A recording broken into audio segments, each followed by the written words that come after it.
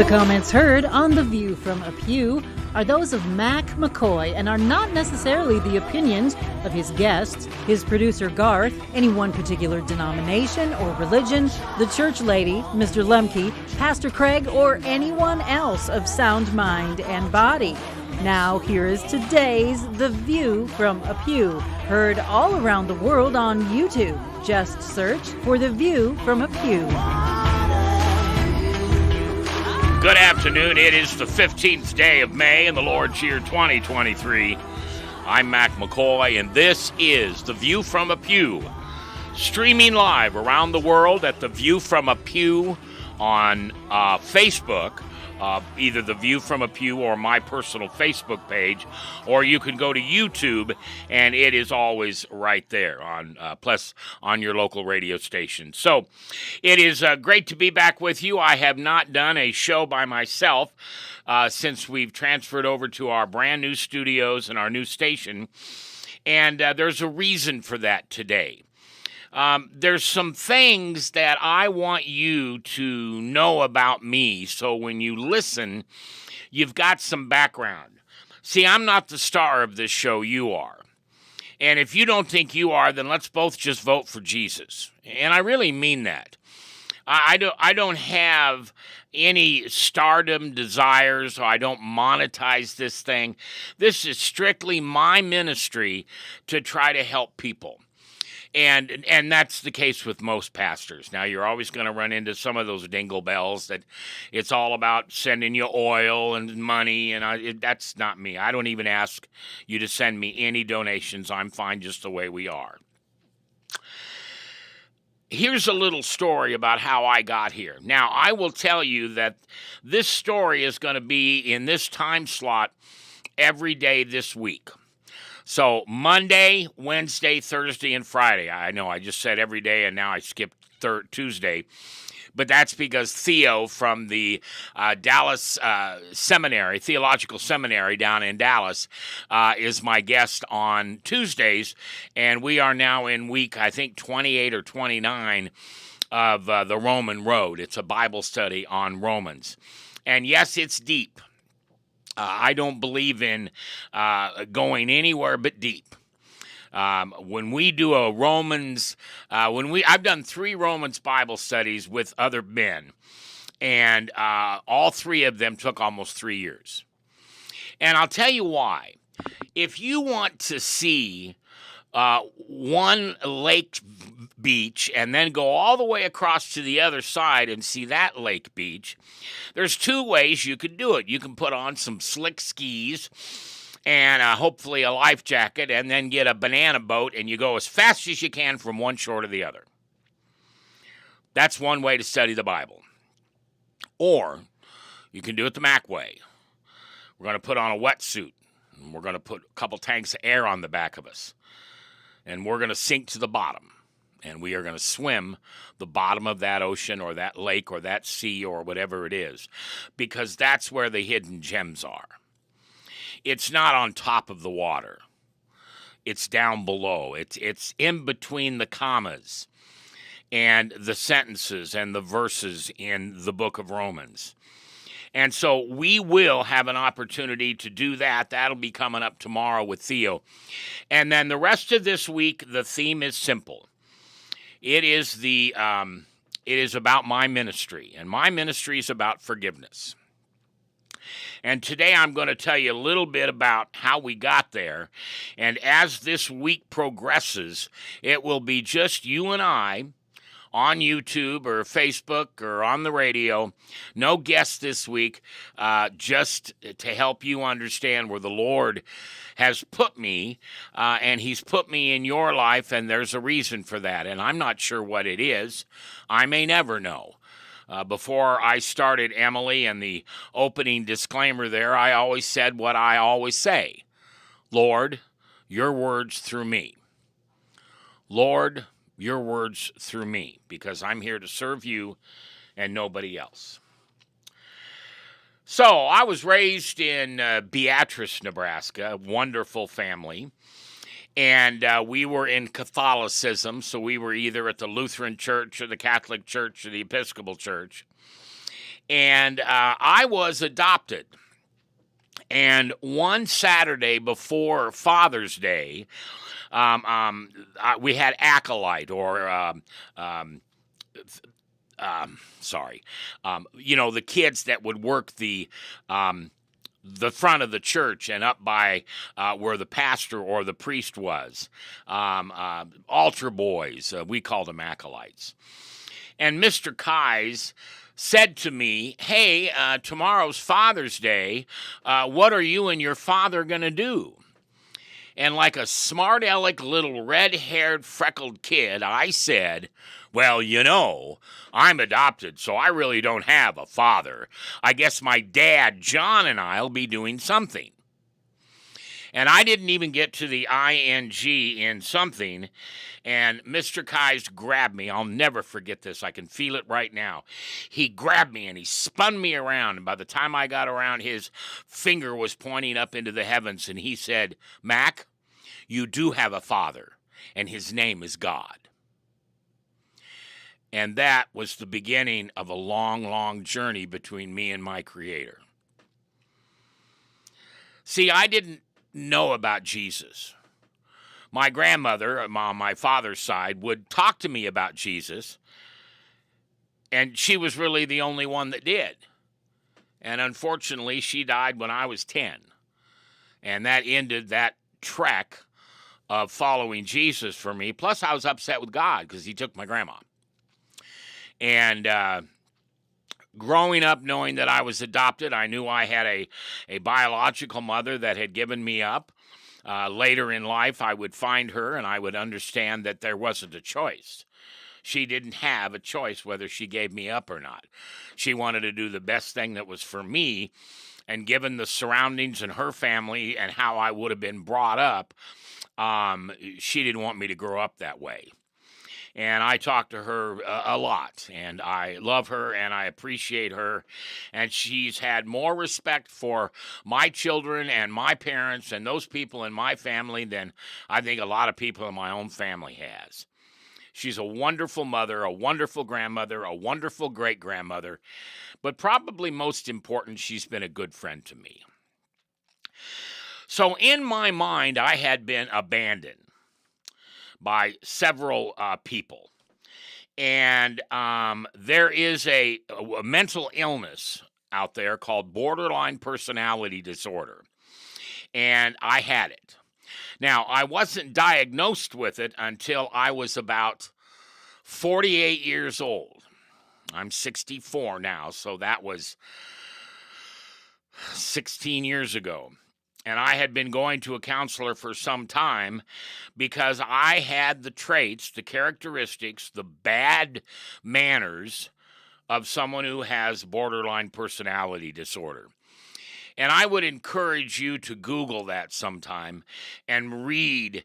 You don't have to read it in depth, but just read some of the characteristics of someone with that mental disorder, and you'll find somebody in your life that you know who has those characteristics.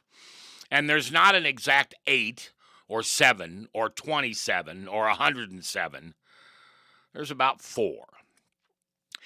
And one of the tragic things, well, I don't know if it's tragic or not, but one of the things about borderline personality disorder is there's no medication. Borderline personality disorder comes from when you're a young person, a child, probably a preteen or around teen, something dramatic happens to you. And when you are triggered, that's the word they use. I'm not a big fan of that word. Trigger is a horse with the Lone Ranger in my book. But when I'm triggered, or when someone with borderline is triggered, they immediately revert back to that child.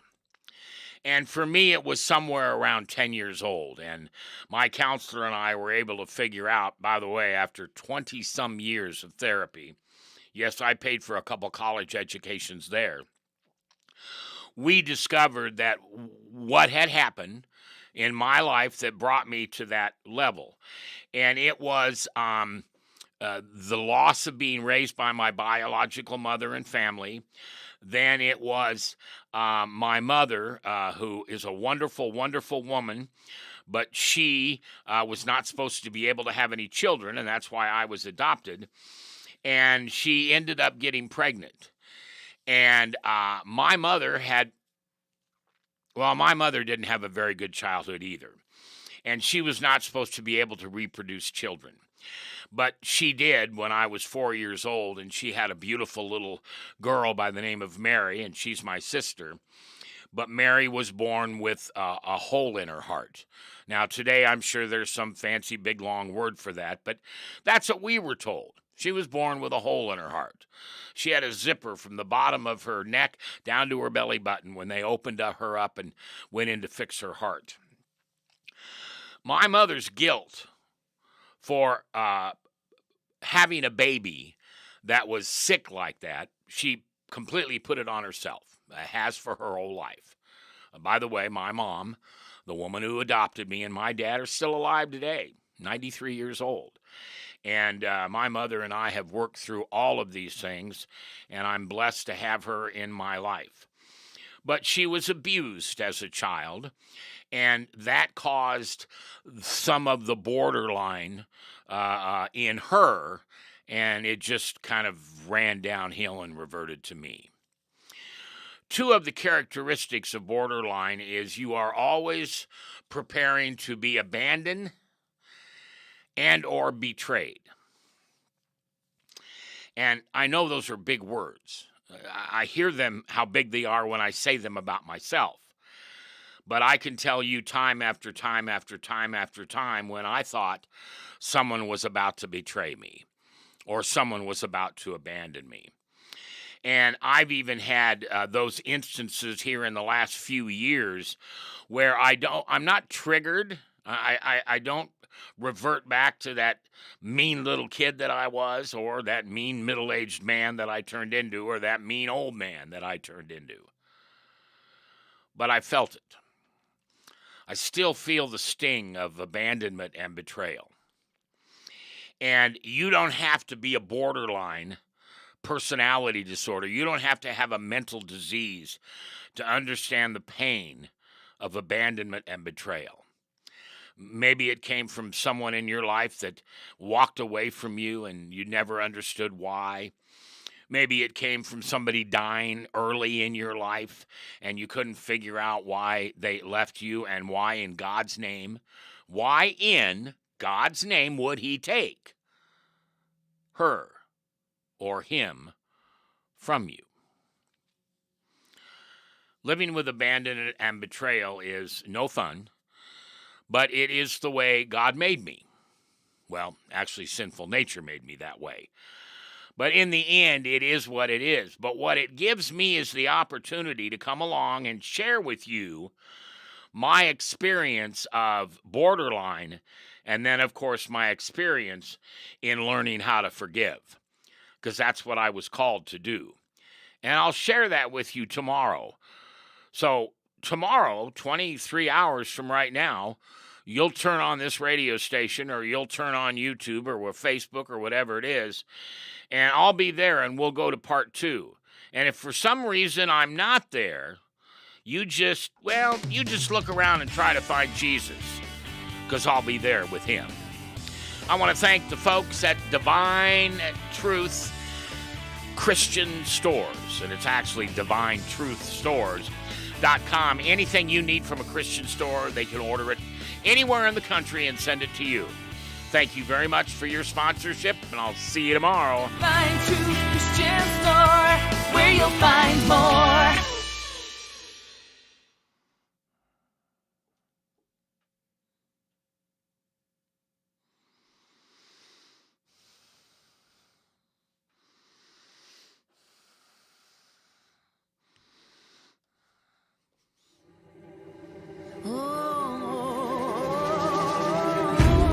The comments heard on The View from a Pew are those of Mac McCoy and are not necessarily the opinions of his guests, his producer Garth, any one particular denomination or religion, the church lady, Mr. Lemke, Pastor Craig, or anyone else of sound mind and body. Now, here is today's The View from a Pew, heard all around the world on YouTube. Just search for The View from a Pew. Thank you, Emily. Welcome to this Wednesday. I believe it's the 17th day of May, and I appreciate you tuning in today.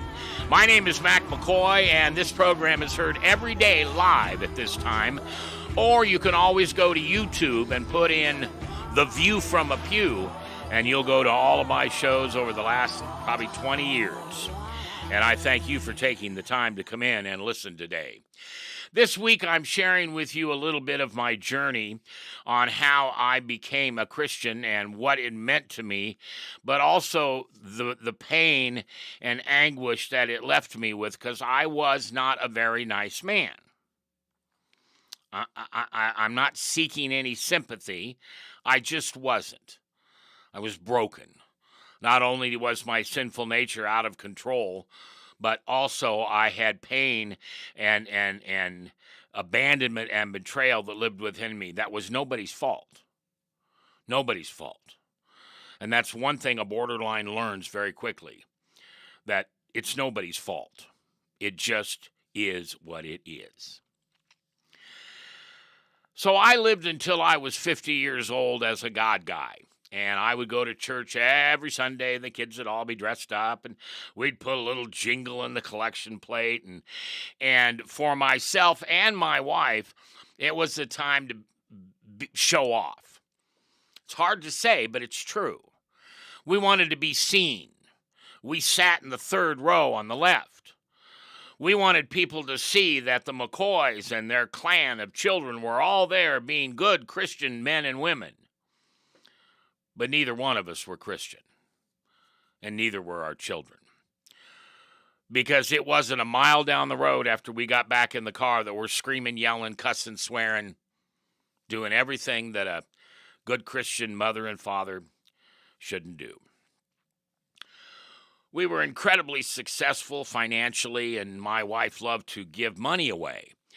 But if she was going to give money to your charity, $5,000, $10,000, $100,000, she had those big checks made, and she wanted to make sure that the newspapers were there to take a picture, or the television cameras were there to take a picture. See, that old thing in the Bible that don't let your right hand know what your left hand's doing? Nope, not in the McCoy household. It was all about what we drove, what we lived in, how many of these we owned, We had a closet built into our home that on one side, and this closet was probably 10 foot long. On one side, it was a varied amount of suits and tuxedos that I would wear. And on the other side, you guessed it, beautiful gowns for balls and events and whatever we could do to be up in front of people showing off. That's who we were. And then on the 20th of June, in 2010, in the midst of the night, I was sleeping and I had a dream or a vision. I don't care how it's classified. But I was running down the beach and I was heading to this light in the sky. And Grandma wasn't waving and I didn't see Jesus or God's hand. But I knew on the inside of me, I knew where I was going. I was going home to be with my Father, my God, because I was a God guy. And I used to tell people, I just wish he'd take me home because I don't like it down here at all. And the tragic thing of that thinking was, I thought me and God were like that, right? I got my fingers crossed. Oh, and I'm going to go to heaven, and I'm going to sit at the right hand of the Father, and I'm just going to be one of the best Christian boys ever in the world. And I'm going to see Grandma, and she's going to be so proud of me, and my salvation was guaranteed because I was a God guy. Well, the truth be known, I lived in blasphemy. And there was no gate for me to walk through. I would have been walking on the ashes of all the dead before me in a place called hell. I really would have. And one of the ways that I just blasphemed the Holy Spirit is someone would come up to me and they'd say, well, are you a Christian? I'd say, hell no, I'm an Episcopalian.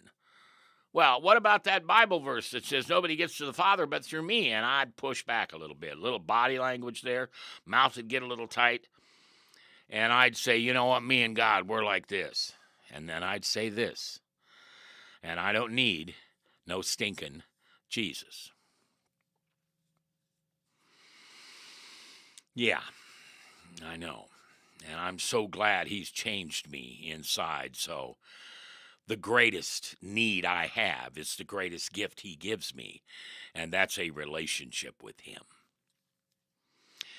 So I'm running to the light. It's time to go home. I know what's happening, and all of a sudden, from my right to my left, this finger came in and wagged its finger 3 times, and the voice said, I don't know you. I knew that was in the Bible somewhere because I'd hear it in church, but I never read my Bible. Well, I had a Bible on the shelf at home. Yeah, in case preacher came over. Look, preacher, there's my Bible. But I never studied it. I never read it. I didn't need it because me and God were like this. But in that dark early morning of the 20th of June, 2010, Jesus came to me. And that's all he said, and that's all he did. He wagged his finger and said, I don't know you.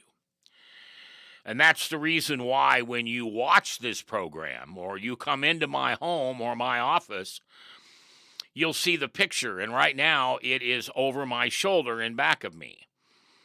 And that, my friends, is the picture of the man who came to me that early morning in June of 2010 and said, I don't know you. And there's something in the Bible where Jesus says, well, they will know me by my name. My sheep will know me by my voice. Because I could never figure out how all these guys were out fishing, and Jesus would walk down the sandy beach of the Galilee and say, hey, Peter, follow me. And they just drop everything they were doing, and they were following him. Well, that June 20th of 2010 at about 4 in the morning, I understood it. It scared the heck out of me. I still can't tell this story without getting goosebumps. And I was awakened by my wife hitting me on the right shoulder, and my dog Picasso was sitting at the end of the bed howling at me, which is not something he usually does. And my wife told me that I had all of a sudden sat up in bed, and this sound was coming out of my body. And I don't know what it was. I'd like to think it was the devil being told, go away now, because Jesus came and claimed me. But whatever it was, my wife said it was the worst sound I've ever heard in my life. And I believe it was the Holy Spirit kicking Satan's butt out of my life, because I was now his. I was found. Just like Saul on that road to Damascus. Jesus had enough of him killing Christians and holding coats while Stephen was killed and stoned to death. I don't know why I got this gift. I didn't earn it. I certainly didn't deserve it. I can't afford it. But he gave it to me. And it changed my life. And one of the ways it changed my life was I thought, well, my gosh, I'm going to sell my secular radio stations and my restaurants and my everything I had. And I was going to be a disciple for Jesus. And, oh, well, I'd been on the radio for 35 years. I guess I'll become a radio evangelist. I'm not really good at that. I've never been a very good preacher. I can talk one-on-one to you. That I don't have a problem with. I've been doing radio since I was 14. But to stand up on a stage in front of a whole bunch of people and preach, it was way above my pay grade. But when Jesus came and mugged me, that's what I called it, If you've never heard, the reason I call it mugged is if you and your significant other were coming out of CHI or Wells Fargo Arena or wherever it is, Broadway shows, and in a dark alley, somebody came up behind you and put a gun in your back and said, give me everything you love. Give me everything you care about. Give me everything that's worth something to you. So you quickly take off your rings and your watches, and your wife goes, no, don't take my ring. That's my wedding ring. And he doesn't care. He mugs you. He takes everything that's important to you. And then he says, lay down, face down on the alley and count to 100 because I'm going to watch you. I'm going to walk backwards and I'm going to get out of here, but I'm going to watch you. And if you turn around and try to see who I am, I will kill you. You will die. The difference in this mugging was I was really reborn. Oh, I died to self. Those things that were idols in my life that I felt I needed to have, 3 cars in the garage, diamond rings, unbelievable homes. I had a home that was even in Architectural Digest once. It's just stupid what I praised and what I needed. And see, I had the ego the size of Manhattan, but the common sense the size of a pea. I was a wreck.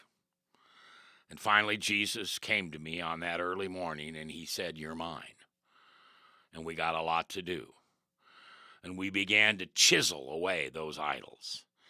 And sometimes he'd put that chisel on my arm and say, well, we're going to get rid of this idol. Chim, chim, chim. Ouch, don't do that. Well, but that's the idol you have if you have to have this wonderful car that everybody knows and you're known by your car. And I said, well, I don't want to lose that yet. Jesus said, well, okay, but you will. And then there were times that he chiseled off a character defect or an idol that I couldn't wait to get rid of.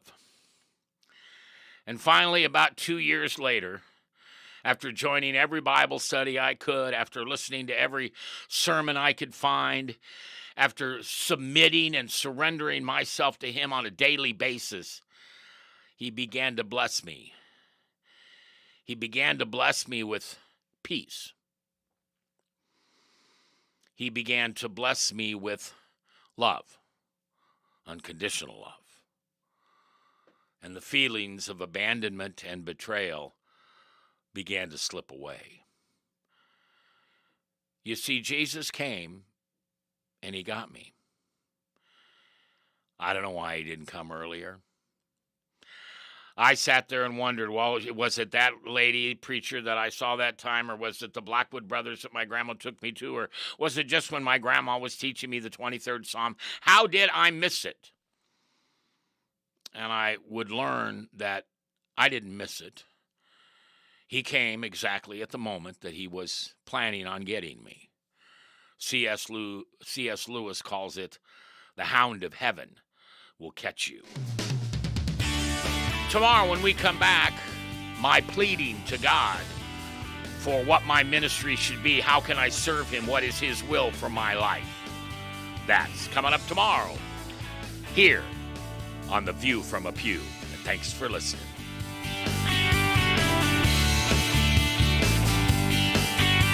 Divine Truth Christian Store, where you'll find more.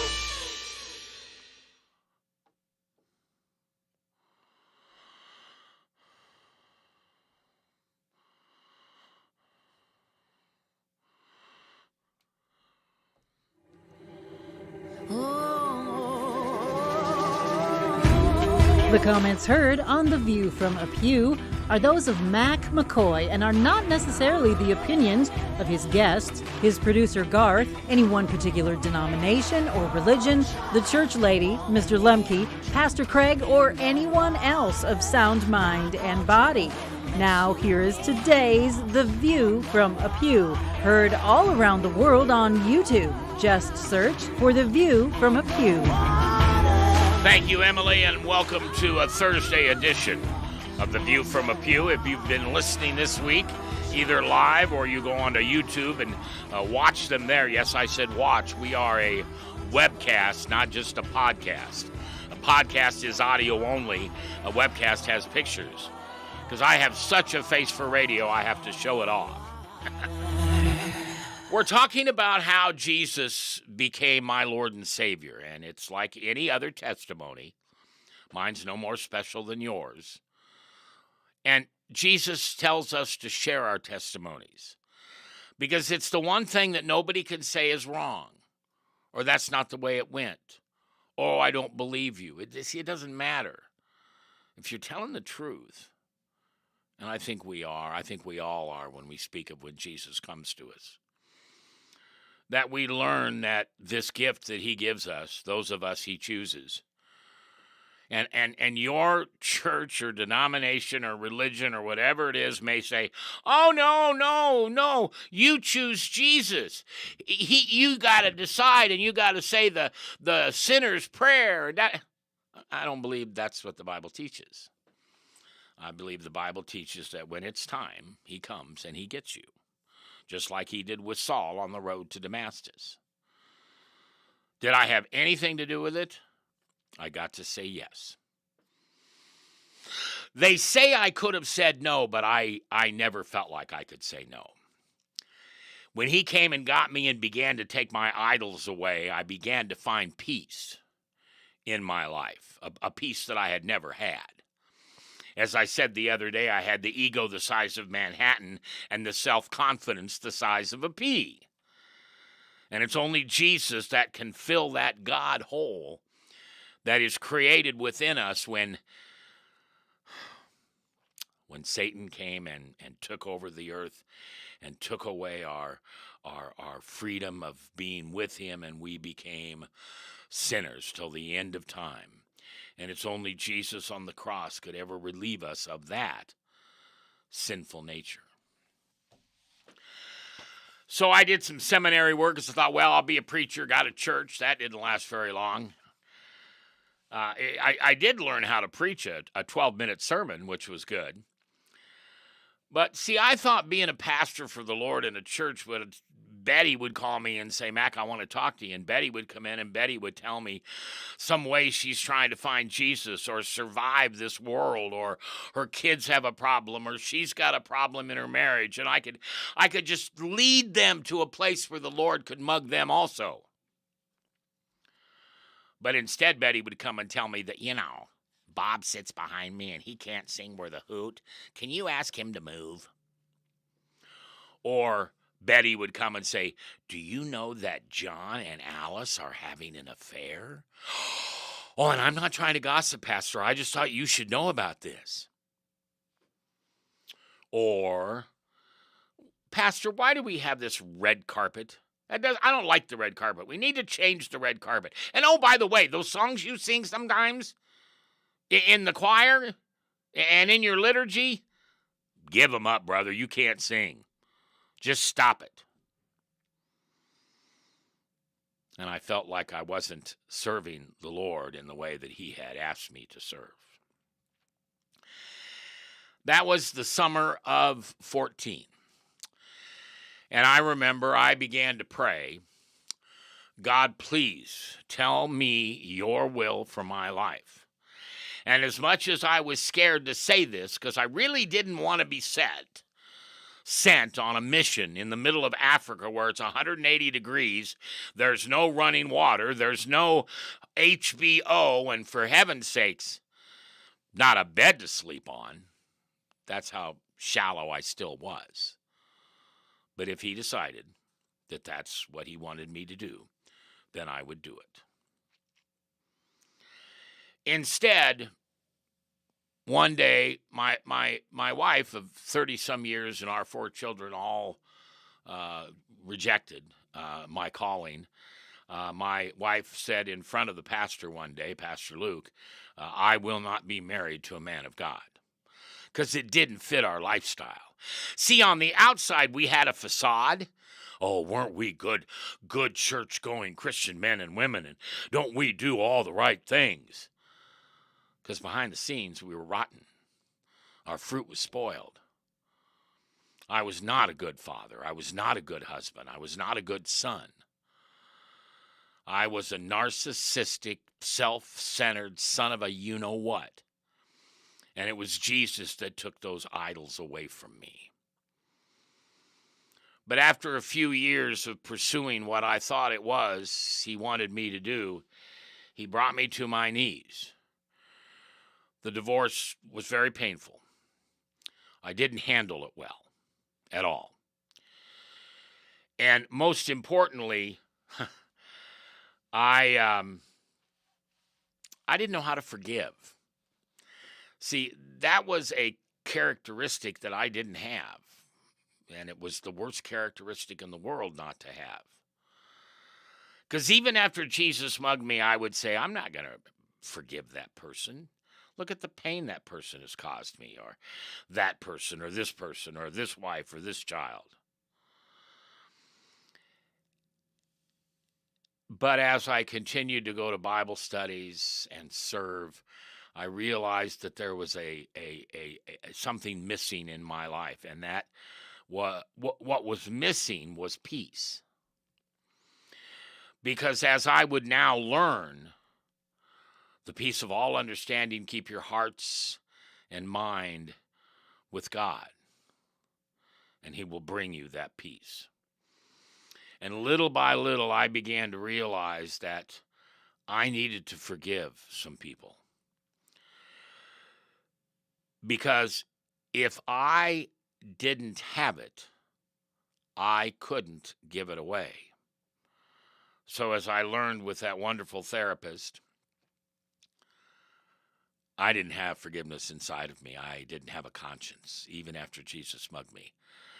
I was still not strong enough to look at somebody and say, man, was I wrong? And stay on my side of the street and ask for their forgiveness. And then I realized probably the most important thing about forgiveness, and this is big. If you're taking notes, write this one down, highlight it, make it big and bold, and this is the most important thing about a relationship with Jesus. You have to start by forgiving yourself, because he already gave his life for us. He already took all my sins and tossed them away. And I'm the one holding on to those resentments. I'm the one holding on and saying, oh, I'm never going to forgive her. She doesn't deserve it. I'm never going to forgive him. He did horrible things to me. I'll let God deal with him. And then behind the scenes, I'm thinking about vigilantism. But God continued to work on me. And he continued to work on me. And he continued to work on me. And then in the summer of 16, I found out that I was going to get an opportunity of a lifetime and to go to the Holy Land over Christmas and broadcast my radio show live from Bethlehem. Yes. What could be cooler in the world than being there on the 24th, 25th of December in the manger, in the Church of the Holy Sepulchre, where they thought Jesus was born, in that stall, in that cow place, manger. That's where I would broadcast live. And when I found out that this was really going to happen, I committed myself to a promise to Jesus. I said, Jesus, I will do whatever you need me to do for the next 6 months. Prepare me, knock me off a pedestal, wipe me out, kick my back, my behind, bawl me out, continue to take idols that I don't think I can get rid of. But Jesus, on this trip to Jerusalem, would you please tell me what it is that your will for my life is? What is the ministry that you want me to have? Where do you want me to go? Who do you want me to serve? I was still hungry, oh so hungry, to work for him full time. And I had been knocked off my pedestal so many times in that last 55 years that I would have done anything to let that peace that I had grow even deeper, and that love I had for Jesus grow even wider, so I could serve him. Forget the radio stations, forget the rental properties, forget the cars and the everything else, especially the houses. Oh boy, did we build some incredible houses. You Google my name and you'll get a tour of one of my houses that was on national television. None of that meant anything to me anymore. Now, I wanted to know what God's will was for my life. And I said, I'll do anything to prepare so you can tell me what that will is. While I'm in Jerusalem, broadcasting live for the date of your birth date, and I will serve you in whatever capacity, Lord, you want me to serve you in. Had no idea what it would be. I was scared. Once again, I was scared I'd be going to Africa, living out there in the jungle with snakes and spiders and bugs. Yuck. I'm a little old girl that way. I don't like that stuff. But I had come to the conclusion that I had not yet found what he wants me to do, and maybe I need to stop looking and let him show me. And so as the weeks, the months, the days went by, I prepared myself more and more and more for the Lord to tell me, Mac, this is what I created you for. This is what I want you to do. There are people out there waiting for you because you haven't been ready yet, but now you are. Boy, oh boy, was that going to be a trip. We've got one more day left this week, and when we come back tomorrow at this very same time, remember it's YouTube, The View from a Pew. I'm going to tell you what it was that Jesus revealed to me in Jerusalem that Christmas Eve. It was magic, because that's who Jesus is. He's everything. Find Truth Christian Store, where you'll find more.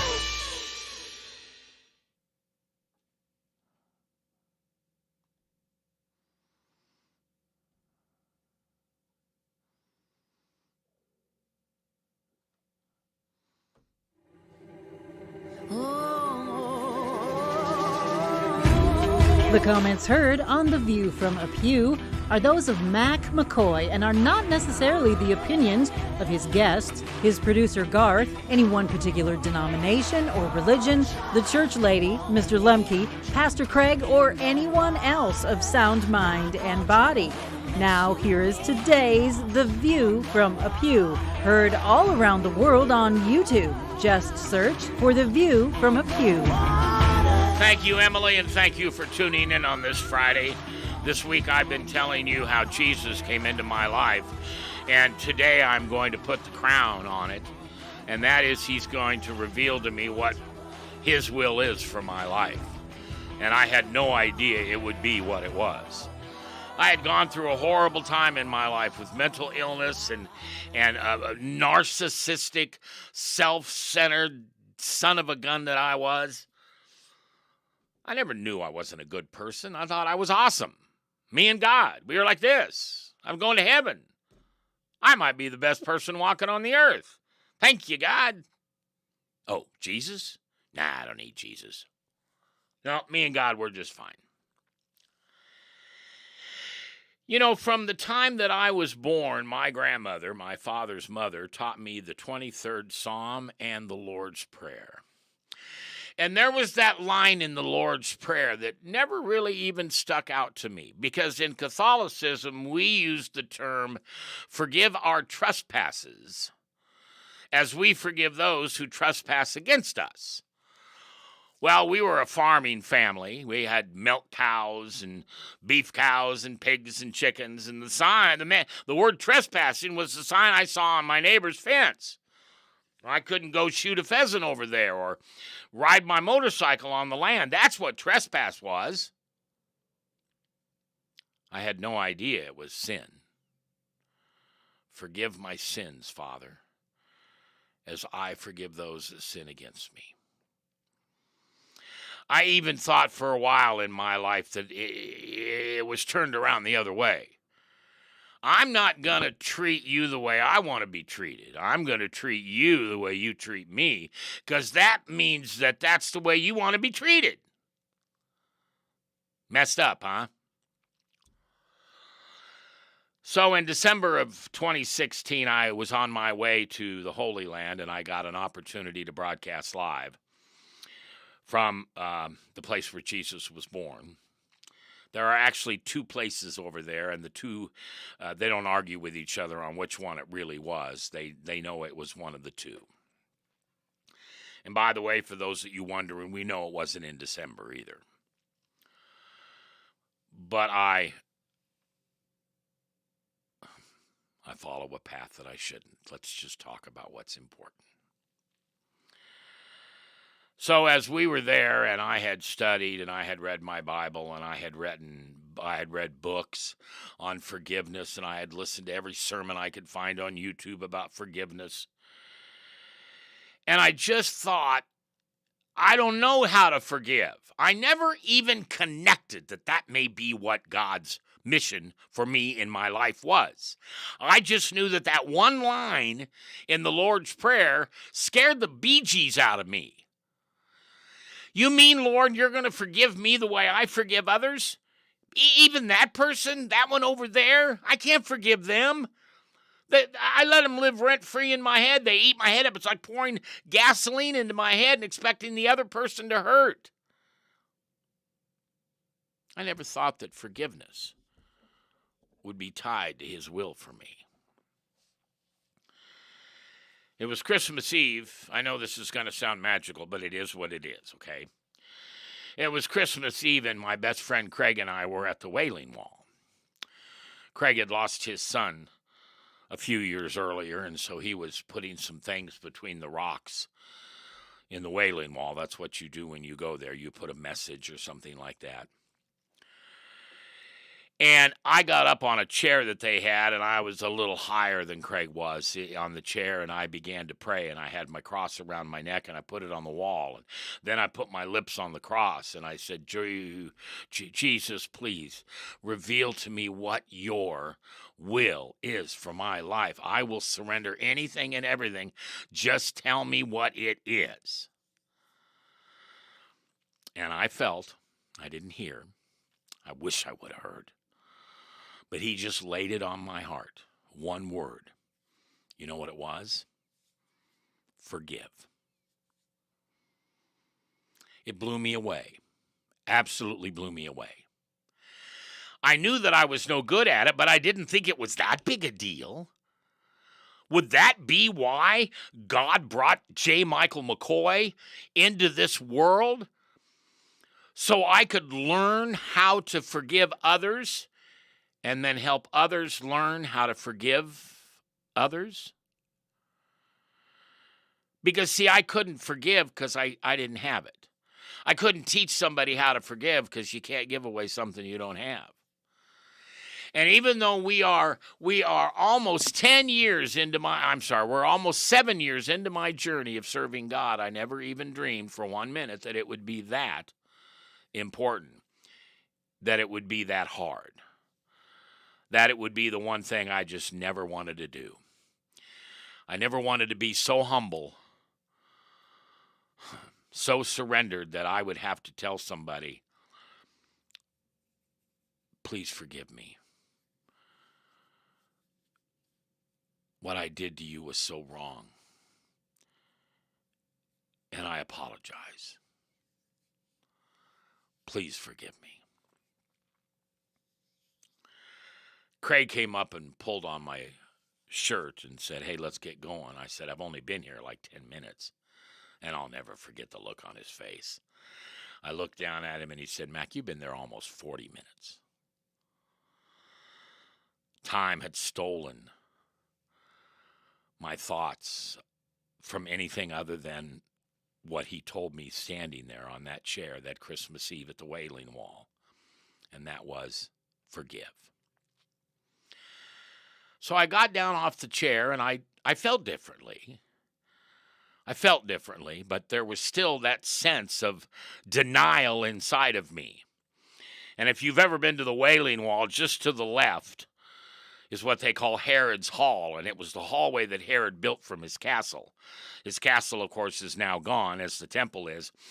But it's a Jewish library for men and their boys to come in and read Scripture and the scrolls and the Torah to each other.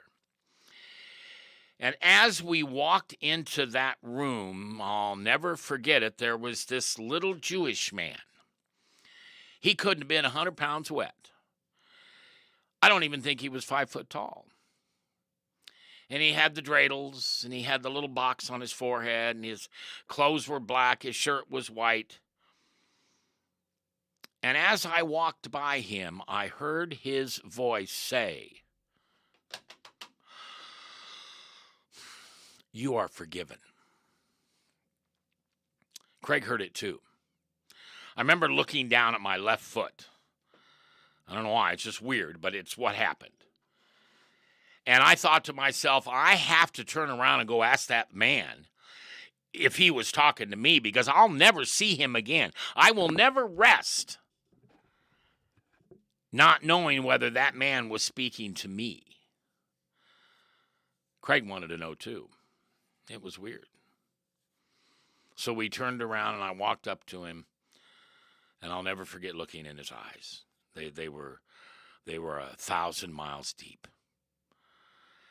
And they held something that I can only describe now as forgiveness. At the time, I thought it was love. But this little man looked at me right in my eyes and said, "You are forgiven." That started a mission from a little kid from Beatrice, Nebraska, who had achieved everything in life that he thought he needed, and it wasn't the one thing that he had to have, and that was Jesus living within him. He had brought up this young boy into a young man and made me stupid successful financially, but absolutely broken inside. And finally, I understood why. I had carried resentments around my whole life against people that had done me wrong. And now it was time that I forgive them. But before I could forgive them, I had to learn how to forgive myself. That's probably the most important thing about forgiveness that I found. I usually only work with men. If a woman were to come to me and say, "I want to work with you on forgiveness," I would find another woman for her to work with. I wanted to work with men. I was called to work with men. And every man has this stuck part inside of him that he won't forgive so-and-so. I'm a man. I don't cry and I don't forgive. I hold grudges and I have vendettas and I get back at people. So I started on a trek to forgive myself. And it was one of the most incredible journeys that I've ever had. And I still have it today. On April 4th of 2019, I had heart failure, and I was laying on the emergency room at Methodist Hospital in Des Moines, and my heart rate was 260. I was sweating like a pig, and my blood pressure was dropping. And all of a sudden, the room became silent. You could hear a needle drop. No, I wasn't hovering above my body. No, I didn't see Jesus or Grandma. But I heard this voice say, "Mac, let's get going, brother. We got stuff to do." And all of a sudden, I was conscious. I was awake. They had given me the paddles to restart my heart, but I never felt it. But I can tell you that still today, I feel that peace that I felt laying there. And I know where Jesus is in my heart and in my life. And he blesses me to know that I know where I'm going when we're done. So what's the moral of the story, right? What is it? It's forgiveness is the reason Jesus died on the cross, so we could be forgiven for our sins. So who are we to say that I'm not going to forgive someone? I'm not going to forgive that person or this person. Or most importantly, I'm not even going to forgive myself because it wasn't my fault. This isn't about fault. This is about love. The love that Jesus had on that cross. So you and him and I, could spend eternity together, bringing people to the foot of the cross so Jesus can claim them and say, "You're mine. You are mine." Amen. Amen. I want to thank you for this week, getting an opportunity to share this story with you. It's on YouTube at The View from a Pew. And if I can ever do anything for you to help learn to forgive, I'm called to do that. That's His will for my life. And I want to thank you for giving me the chance to talk to you about forgiveness. Find True Christian Store, where you'll find more.